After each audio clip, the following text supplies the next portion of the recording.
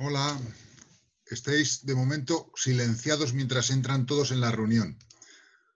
Felices Pascuas, espero que me podáis oír bien y ahora hacemos una comprobación rápida. Vamos a ver si esto funciona. Buenos días. Buenos días.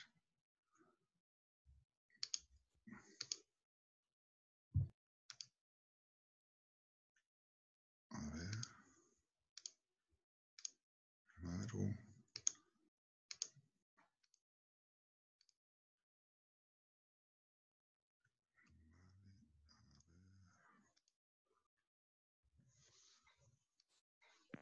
Nos ha llegado.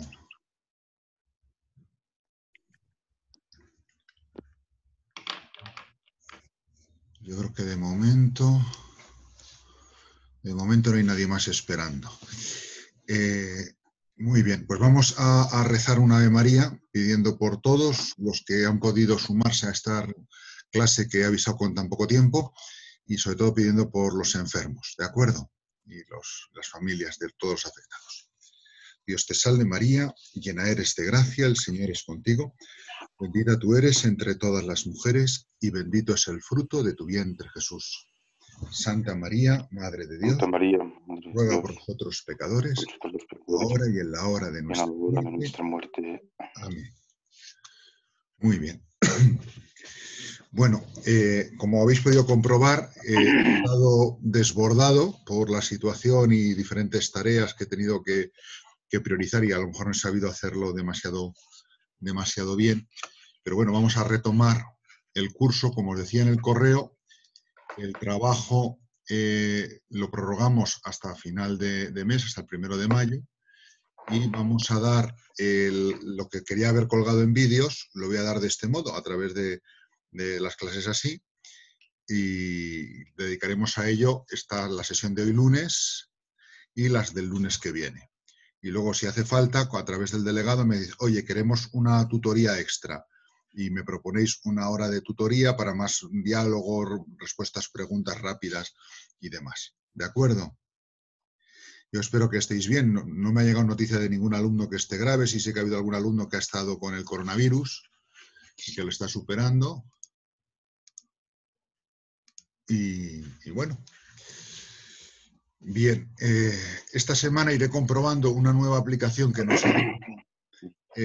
ha puesto la universidad, pero como esta es la que conozco porque es la que ha funcionado, hoy vamos a utilizar esta. Lo mismo el enlace o lo que sea de la próxima sesión de la semana que viene, lo hacemos con otra aplicación. ¿De acuerdo? Bien, pues voy a proyectar bueno, todavía no. Voy a empezar en esta sesión con ya está. A comentar al pensador Tocqueville, ¿no? Tocqueville, Alexis de Tocqueville, que es el donde nos quedábamos, ¿no? Es el último de la primera generación de sociólogos y yo creo que es un hombre muy interesante. Y quizás sea el que con los apuntes que os he dejado resulte más difícil de acceder a él, porque me he centrado en ese cuadro, en los textos que tienen que ver con la religión y la sociedad, ¿no? Acordaos que habíamos comentado a Comte, el padre de la sociología, 1798 a 1857. Comte parte del presupuesto ilustrado del progreso. En ese progreso el elemento clave es la ciencia positiva máxima es la sociología por ser la más concreta, y el hecho histórico que determina su pensamiento es la revolución industrial que manifiesta las grandes ventajas de su propia teoría, ¿no? Y en ese sentido es optimista, la sociedad va a mejor y aplicado a lo religioso, la religión será algo a superar en la sociedad positiva y a caducar, que irá perdiendo fuerza hasta incluso desaparecer. Ese era Augusto Comte. El segundo sociólogo que habíamos comentado es el de origen de la izquierda hegeliana, Carlos Marx. Comte es francés, Carlos Marx es alemán, aunque trabaja mucho tiempo y muere en Londres. Nace un poquito más tarde que él, 1818 a 1883.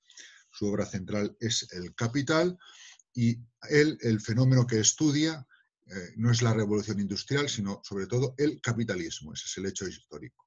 Y lo hace desde una clave de... A ver, que sigue llegando gente. Lo hace desde una clave de, por decirlo así, de socialismo un poco utópico en parte y en una clave de sistema dialéctico, de lucha entre tesis y antítesis que él lo va a aplicar a la sociedad, ¿no? Y la sociedad, pues una clase genera la anticlase y de eso viene una situación nueva que sería la síntesis y demás. Y eso con unas leyes económicas que fueron enseguida muy criticadas porque económicamente el sistema marxista que intentaba responder al capitalismo no funciona. Dentro de la sociedad tal y como la ve Marx, las estructuras económicas son las que determinan las estructuras sociales, que son superestructuras, como lo jurídico, los valores morales o lo religioso. Y de manera que esas obedecen a leyes fijas. No hay libertad, sino que hay determinismo. Y el papel que tiene la religión dentro del esquema de Marx también es un papel negativo. La religión aparece para Marx como algo que impide el cambio social, porque tiende a que se conserve la estructura de la tesis que está siendo derrotada por la antítesis para producir la nueva síntesis en ese combate, en esa lucha de clases, y entonces esa superestructura es como, por decirlo así, la cáscara de la nuez, que aunque te hayas comido la nuez de dentro, sigue siendo fuerte y ya impide que las cosas cambien, ¿no? Por eso la religión adormece el cambio, es por lo que la llama el opio del pueblo, ¿no? Y no es que los que son religiosos sean malos, sino que los que, los que viven la religión no les queda más remedio que vivirla así. Y por eso, pues, a pesar de ello, pues hay que eliminarlos o hacerles cambiar, ¿no? Acordaos lo que os conté ya hace mes y medio de los rusos aquellos que apoyaron en la revolución bolchevique y que luego ellos mismos fueron condenados por un juicio, ¿no? Bien, pues de esta misma generación es Alexis de Tocqueville, que nace en 1805, es decir, justo a mitad entre Comte y Marx, y muere muy jovencito, en 1859, es decir, con 54 años, ¿no? Él vivió un hecho que marcó entonces, que fue la Revolución de 1848.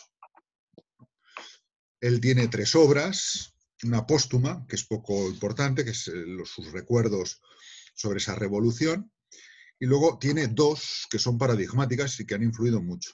Uno es su estudio de la democracia en América. Y el posterior, que es el libro sobre el antiguo régimen y la Revolución Francesa. En uno se centra en el estudio de lo que está pasando en Estados Unidos y en el otro en Francia, y los compara entre ellos. Y este va a ser uno de los rasgos de su análisis sociológico, la comparación, atendiendo a la singularidad, porque mientras Comte y Marx cogen 2 fenómenos, los estudian con sus filosofías, como la revolución industrial y el capitalismo, y los convierten en un modelo que permite interpretar cualquier sociedad, aplican ese molde para el análisis de cualquier sociedad, y en este sentido es como mucho más realista, ¿no? Atiende a las diferencias, a las posibilidades de variación que hay entre un régimen y otro. Incluso una democracia pues, puede ser de diferentes tipos, ¿no? Puede ser una democracia liberal o puede ser incluso una democracia despótica, incluso casi tiránica a veces, ¿no? Que eso nos lo encontramos, ¿no? A veces hemos idealizado tanto el tema de la democracia en nuestro tiempo, que parece que esta siempre tiene que ser buena por el hecho de que sea democracia. Pues mira, hay democracias mejores, democracias peores, democracias que se corrompen, democracias que se convierten en dictaduras no de un dictador, sino de partido o de diferentes cosas, ¿no? O sea, la democracia no es algo estático y perfecto, ¿no? Admite muchos casos. Eso Tocqueville lo percibe y lo compara, ¿no? Igual que los 2 casos que hace de Estados Unidos y de la nación de Francia, ¿no? Entonces, él, a diferencia de los otros, el hecho que le llama la atención, y por eso muchas veces se le estudia más que en sociología, en teoría política, no es tanto la revolución industrial o el capitalismo, sino la democracia. El hecho de la democracia. Entonces, comparación, variación y demás son lo que, junto al hecho de la democracia, lo que caracteriza a Tocqueville frente a los otros. Veo que algunos, perdonadme, me intentáis chatear al mismo tiempo que la clase, pero yo no soy capaz de hacer chateo y lo otro. Sí, las clases las grabo, pero tengo problemas, ya las otras preguntas me pedís las palabras. Las grabo y las voy a intentar subir solo el audio, porque hay alumnos que me han dicho que si pongo el vídeo, como están en situación de pocos datos, no pueden verlas, ¿no? Y las colocaré en la carpeta de sociología. Lo que pasa es que mi ordenador es un ordenador relativamente modesto y hay veces que la transformación que hace el programa del audio, que lo hace justo cuando acaba cada sesión, me la estropea, porque va demasiado lento, ¿no? Entonces puede que alguna sesión se grabe perfecta y puede que alguna se pierda. ¿Vale? Muy bien. Bueno, pues ya tenemos así presentado a Tocqueville, ¿no? Ahora vamos a ver, cuando él mira a Estados Unidos, que él es un francés, un vizconde, cuando él mira a Estados Unidos y viaja por allí, ¿qué es lo que le llama la atención de Estados Unidos? De Estados Unidos le llama la atención cómo es posible que tenga una democracia que sea tan liberal. Liberal en un sentido positivo. Una democracia en la cual se respete y se valore muchísimo la libertad. Y que esto se haya hecho de una manera casi espontánea en sus orígenes, ¿no? Sin embargo, en Francia, que es donde sale la revolución para luchar por las libertades, ¿no? Acordaos además de la relación que había entre Francia y Estados Unidos, la Estatua de la Libertad, el apoyo a la independencia cuando los Estados Unidos surgen, etcétera, ¿no? ¿Por qué en Francia, sin embargo, la historia de conseguir una democracia que defienda la libertad es tan difícil? Cuando hay una revolución, pero luego hay una contrarrevolución y entonces aparece Napoleón y aparece la restauración. Es decir, ¿por qué no hay un progreso lineal en el campo de las libertades, sino que es como tan trabajoso, tan difícil, a diferencia de lo que ocurre en Estados Unidos, ¿no? Entonces, para analizarlo, él cuenta con una base que es lo que él hereda de Montesquieu, más político que sociólogo, aunque también lo podríamos haber estudiado si fuese un curso de sociología con 5 horas a la semana, ¿no? Parte de Montesquieu, que es uno de los teóricos de la democracia y de los que están en el subsuelo de lo que ahora mismo estamos nosotros viviendo en las sociedades occidentales y en muchos países del mundo, ¿no? Montesquieu tiene un punto que va a ser muy importante en el cambio de interpretación que va a hacer Tocqueville.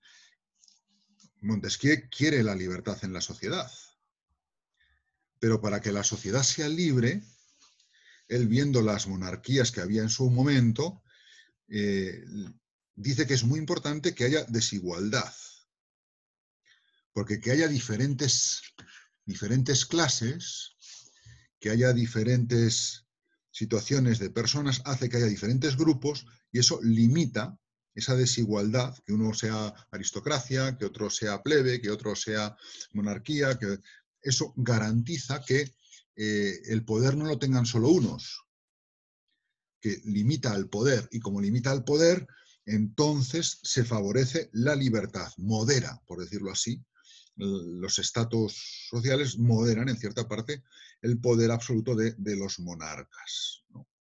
Eso es así, para Montesquieu no es lo ideal sería una sociedad igualitaria, pero en los estados grandes, en las grandes naciones, esa desigualdad favorece la libertad, que es más importante. Y entonces es preferible esos niveles de desigualdad para garantizar libertad. Si fuesen ciudades-estado como las de Grecia, en las cuales unos hombres guiados por la virtud pueden establecer una especie de gobiernos filosóficos ideales y edificar así un pueblo ideal, pues entonces igualdad y libertad irían de la mano. Pero en las grandes naciones, por su tipo de organización, el riesgo de que la libertad desaparezca, pide que haya desigualdades para que unos grupos se limiten con otros. Eso es lo que está pensando Montesquieu, pensando en Francia con las ciudades-estado griegas, ¿no? Pero cuando Montesquieu ya había pensado estas cosas y se las había puesto por escrito, él conoció el sistema inglés, que es ligeramente distinto en aquel momento, donde hay una igualdad y al mismo tiempo una libertad, ¿no? más equilibradas, ¿no? Sin embargo, eso que él percibe no le da tiempo a teorizarlo. Pero bueno, la idea clave queda ahí reflejada. En los grandes estados, cierta desigualdad social de base favorece la libertad, que es un bien supremo. Y en eso, en ese amor a la libertad, está también de acuerdo Tocqueville, ¿no? De hecho, es lo que está buscando. ¿Por qué en Francia cuesta tanto la libertad? Sin embargo, ¿por qué en Estados Unidos, que tiene una historia más breve, desde su independencia ha conseguido una sociedad realmente liberal, ¿no? Bien. Junto a este punto de partida, ¿no? Él se va a distanciar de Montesquieu, señalando que frente a las clases que había en el antiguo régimen y en las monarquías, la igualdad de condiciones, no la igualdad todo nivelado, sino la igualdad de condiciones, será también lo que más favorezca la libertad. Y eso es posible también en estados grandes, aunque sea difícil, a diferencia de Montesquieu. O sea, la igualdad será también sostenimiento de la libertad.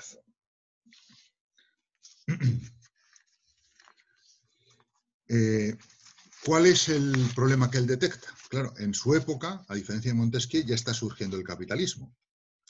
El capitalismo es verdad que desplaza a las desigualdades sociales por estratos. Aristocracia, plebe, clero, alta nobleza, baja nobleza, las cámaras alta, la cámara baja, la representatividad de unos y de otros, ¿no? Y está siendo sustituido por el poder de los que reúnen el capital. Esto a Marx le preocupó muchísimo y lo interpretó de una forma dialéctica. Sin embargo,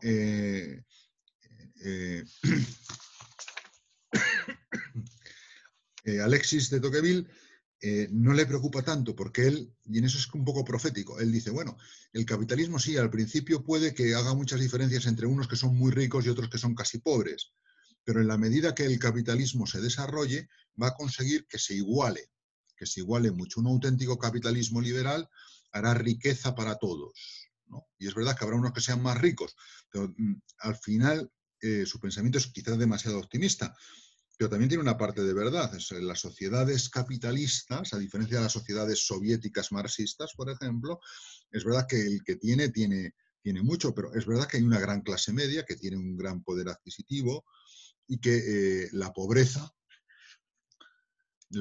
se ha convertido en algo prácticamente pues, marginal, o sea, siempre muy doloroso, pero minoritario. Sin embargo, ves los países marxistas y ahí dices, pues sí, los que mandan en el Estado tienen muchísimo y la pobreza se ha convertido, sí, todos iguales, pero iguales, por decirlo así, en un nivel económico realmente bajo, ¿no?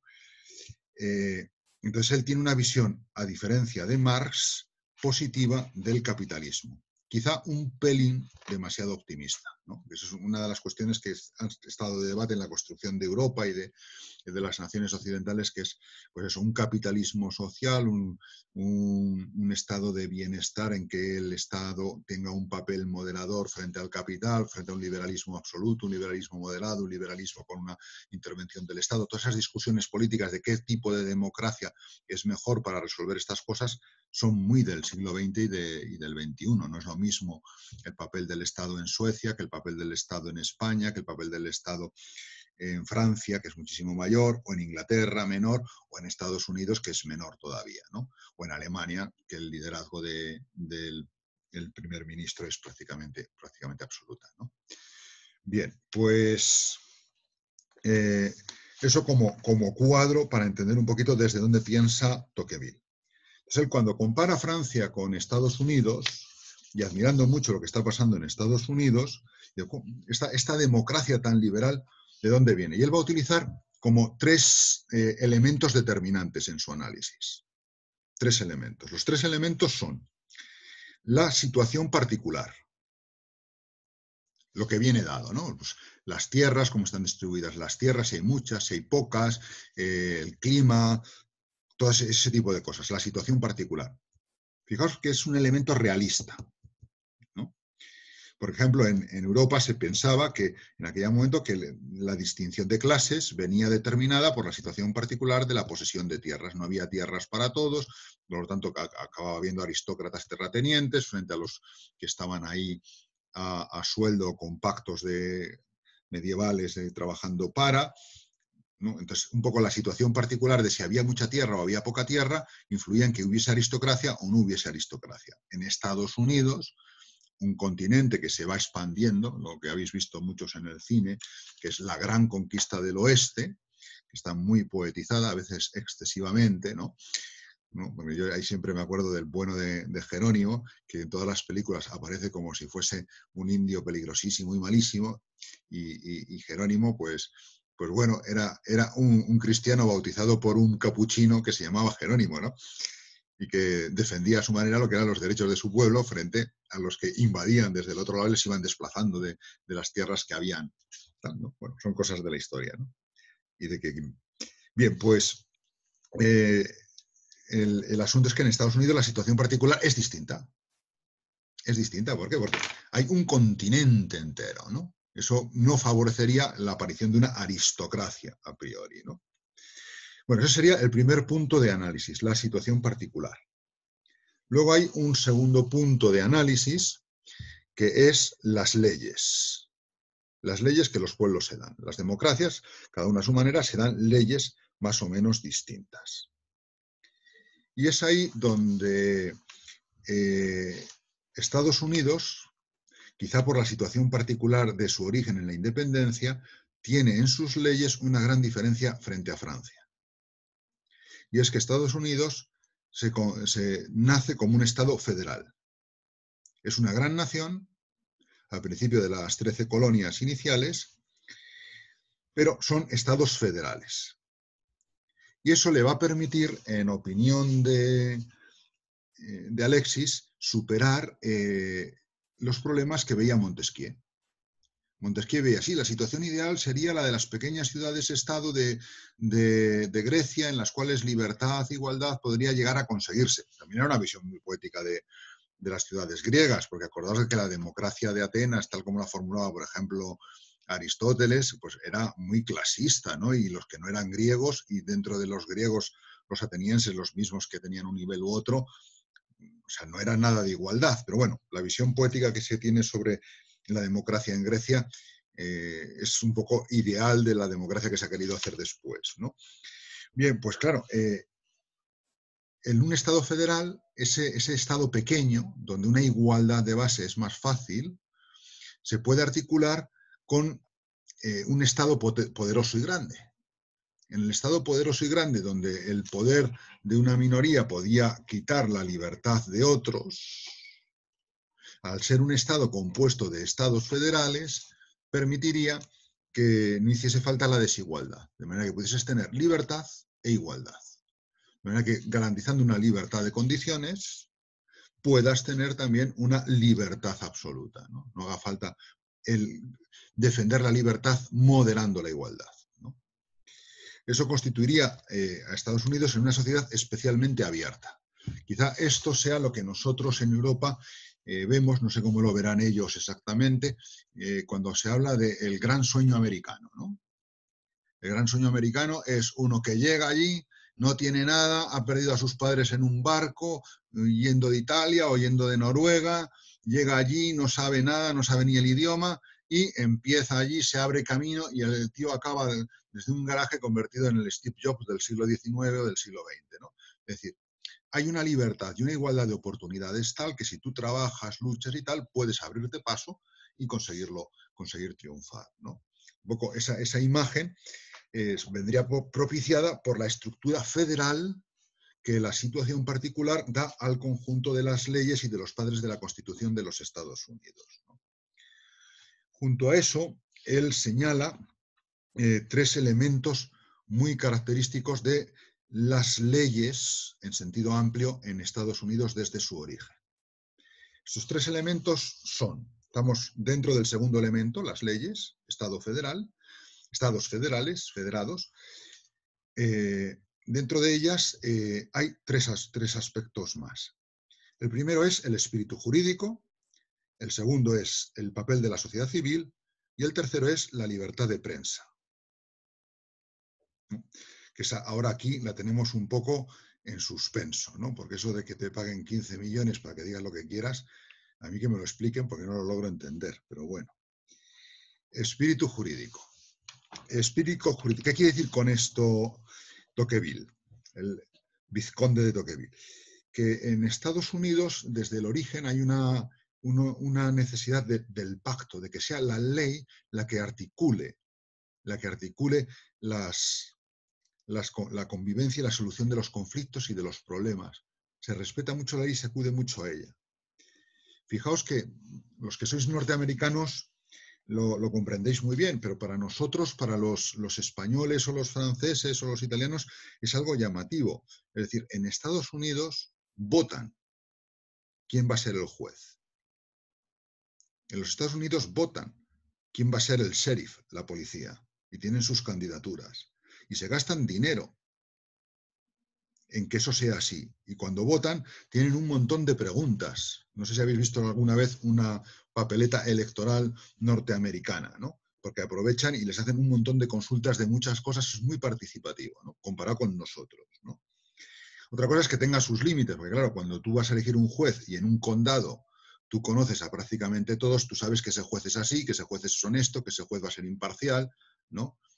Al final, cuando una sociedad crece mucho, siempre aparece un problema, y es que yo no conozco al juez, yo conozco lo que me cuentan del juez. Luego, si el juez tiene dinero porque alguien le financia, una empresa o lo que sea, para hacer publicidad, pues me va a engatusar. Si el otro juez, que a lo mejor es más justo, el otro candidato no tiene una empresa detrás, pues a lo mejor no es elegido porque nadie lo conoce suficientemente. Bueno, simplifico mucho, pero ahí hay un problema gordo que los mismos norteamericanos se están cuestionando a veces de cómo mejorar el sistema para superar al final lo que es demasiado poder a veces de economías anónimas o de grupos de económicos que pueden pervertir un sistema que en origen, cuando Tocqueville lo mira, es muy ideal, ¿no? La mirada de Tocqueville está ahí en un despertar de los Estados Unidos muy, muy grande, ¿no?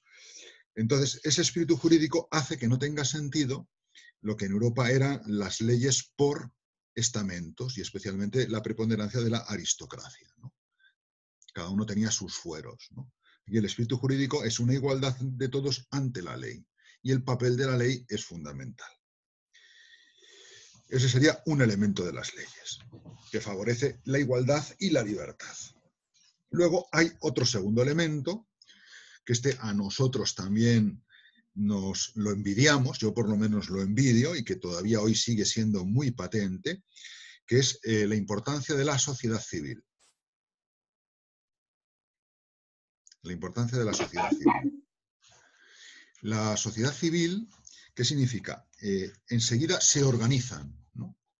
Hay un problema, hay una inundación, hay un fuego, hay tal. Ellos mismos se asocian, hay mucha sociedad civil, muchas asociaciones segundas, intermedias que llamamos nosotros, ¿no? Entre el poder del Estado y el ciudadano individual. De manera que el Estado no tiene ese poder casi dictatorial que a veces es amado desde el pueblo. El papá Estado es mi papá, pero es mi papá que me castiga, mi papá que me protege, mi papá que me da todo, mi papá que me lo hace todo. No, no, allí la sociedad civil es mucho más viva. Y el Estado central tiene mucho menos poder. Incluso el Estado de un Estado solamente acude a solucionar un problema cuando desde el sitio se le demanda y se ve la insuficiencia, ¿no? No es intervencionista, no es expansionista en ese sentido, ¿no? No es tan centralizado, ¿no? Por la vigencia de la sociedad civil. Bien. Pues ese elemento también favorece, junto a la igualdad de todos, favorece la libertad, ¿no? El riesgo de un poder dictatorial desaparece. El hecho de una democracia saludable es más fácil. Y el tercer elemento que quedaba por enumerar dentro de las leyes es la libertad de prensa, que defiende, ¿no? Defiende, ¿no? Y garantiza esa libertad individual, ¿no? Que no esté sometida como si fuese propaganda, ¿no?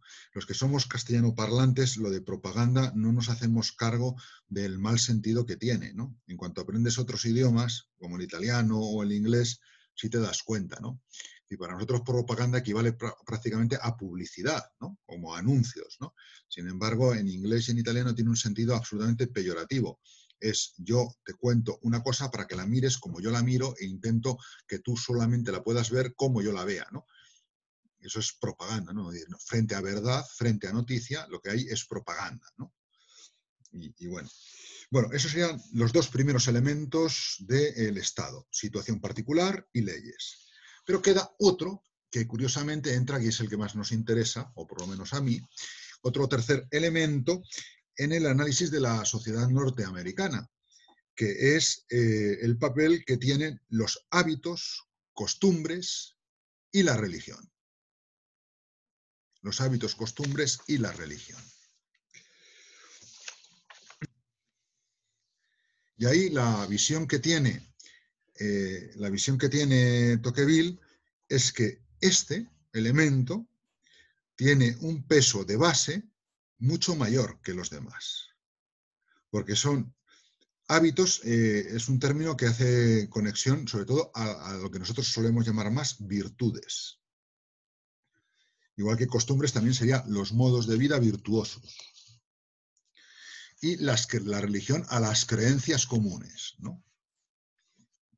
Entonces, dice, de los tres grupos que hemos visto, situación particular, leyes, hábitos, costumbres y religión, el que está en la base de un pueblo y de una democracia es este último. Es este último. Y es aquí donde, ¿cómo los llamáis allí? Los pilgrims, ¿no? Los primeros que llegan. ¿Sabéis quiénes son los primeros que suelen llegar a Estados Unidos, no? Son los deportados. Inglaterra deportaba a los indeseables. Los que en Inglaterra no eran queridos eran deportados. Y a las colonias de Estados Unidos empiezan a deportar, para luego negociar con ellos, a perseguidos por motivos de religión. Los perseguidos por motivos de religión en Inglaterra, que son deportados a esas colonias, tienen un componente de puritanos. Gente que llevaba una religiosidad muy profunda, muy personal, quizá demasiado exigente, quizá con muchos problemas, pero era una gente convencida y que a causa de su fe y de sus creencias y de sus valores son expulsados de su tierra. Yo no sé si hay algún australiano en clase, yo creo que no.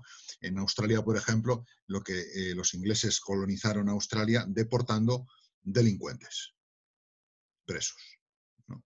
Entonces, los australianos originales, ¿no? Lo que tienen en sus antepasados, ¿no? Y demás es, claro, mi tatarabuelo era un preso que había cometido un delito de algún tipo, a lo mejor era un delito político, no tenía por qué ser un delito de sangre o un delito de robo, ¿eh? Puede ser un delito político. Y le condenaban a Australia, ¿no? Y demás, ¿no? Bueno, en Estados Unidos lo que detecta Tocqueville sobre todo es la influencia del puritanismo de los primeros colonos que llegan allí y que van a ser los que den una unidad. O sea, él mirando lo que ocurre en Estados Unidos, a diferencia de Francia, dice aquí, claro, allí hay una creencia en Dios, en el origen, que aglutina al pueblo, con unos valores de justicia, unos valores de transparencia, unos valores de igualdad. Recordemos también que la forma de religiosidad del puritanismo no coincide con una iglesia súper jerarquizada tipo la que tenemos en la iglesia romana, ¿no? Y demás. Eso va a configurar y a ser el soporte de una forma de ver el mundo, de una forma de legislar y de una forma de reaccionar ante las situaciones particulares. Ahora, lo interesante es ver aquí que en la base misma está el elemento religioso. Es lo que unifica, ¿no? Si tú quitas ese elemento en una nación, el análisis de Tocqueville va a ser que lo demás vaya a desmontarse. Es justo lo contrario que Marx. Para Marx, la religión era una superestructura resultado de lo económico. Para Tocqueville, en el análisis de Estados Unidos, lo religioso es uno de los elementos, no el único, pero es uno de los elementos fundamentales de una sociedad democrática, libre e igualitaria y de su sistema legislativo. De ahí la importancia que luego las leyes defiendan y favorezcan y respeten ese elemento de unidad. Yo creo que ahí nos damos cuenta de la diferencia también con muchos países que luego ha pasado en Europa, ¿no? Con todo el tema de secularización y laicismo, ¿no?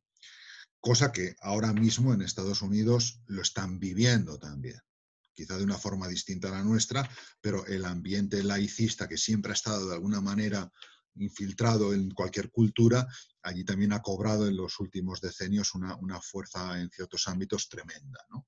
Tremenda. Quizá en los últimos años de legislación que tienen allí hayan vuelto un poco más a lo que era su tradición más originaria y se hayan separado un poco de esa tradición laicista, ¿no?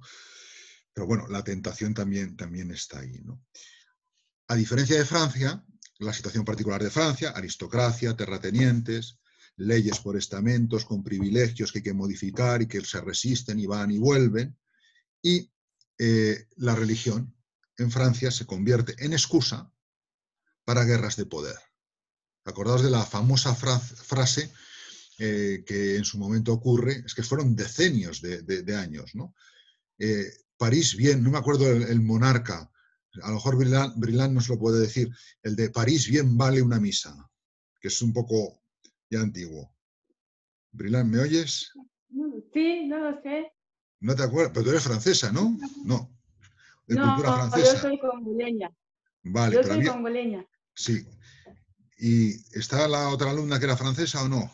No me acuerdo yo cómo se No, llama. y Blandín. Vladimir no tiene teología. Ya solo está en antropología.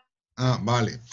Bueno, el hecho es que era hugonote, protestante, calvinista, consiguen ganar la batalla, pero en Francia la situación de población es mayoritariamente católica, y entonces dice, bueno, pues yo para evitar que el conflicto siga, me voy a una misa católica y me hago rey de Francia y se acabó lo de las guerras de religión, ¿no? Pero el hecho es que el combate ahí entre unas religiones y otras, Enrique de Borbón, me dice por aquí uno, pero por favor no me uséis esto porque me distraéis el chat, porque se me va el ojo al chat y corto el discurso. El caso es que la religión, en vez de ser fundamento, se acaba percibiendo como obstáculo. Y las guerras de religión están ahí, en Europa y en Francia muy metidas, ¿no? Y claro, es lo que fundamenta la tradición de Grotius. Vamos a hacer unas leyes et si Deus non daretur, como si Dios no existiese. Vamos a buscar una sociedad civil que pueda tener unas leyes comunes para todos como si Dios no existiese, para no hacer ahí una base, ¿no? Y bueno, esa tradición que luego los laicistas del siglo XX la profundizan y la hacen muy agresiva y la desfiguran y demás, pero esa tradición está ahí. ¿Qué ocurre? No hay un elemento que aglutine a toda la nación, ¿no? Y que garantice una igualdad, ¿no? Entonces, si tienen los lemas igualdad, fraternidad, libertad, y de esos al final queda la libertad, la igualdad un poco y la fraternidad casi olvidada, porque sin un Dios que aglutine queda la más pobre de las tres, ¿no? Bueno, con esto queda la introducción a Tocqueville, se va a cortar esto. A la hora que ponen el enlace, porque ahora mi ordenador necesita un tiempo para lo del audio, a ver si se consigue guardar, ¿no? En la hora siguiente explicamos, si lo podéis tener delante, el documento que os envié de Tocqueville y empezaremos con Durkheim. Y espacio para alguna pregunta en medio. ¿De acuerdo? Pues nada, como se va a cortar ya, lo voy a cortar yo. Hasta ahora. Hasta ahora.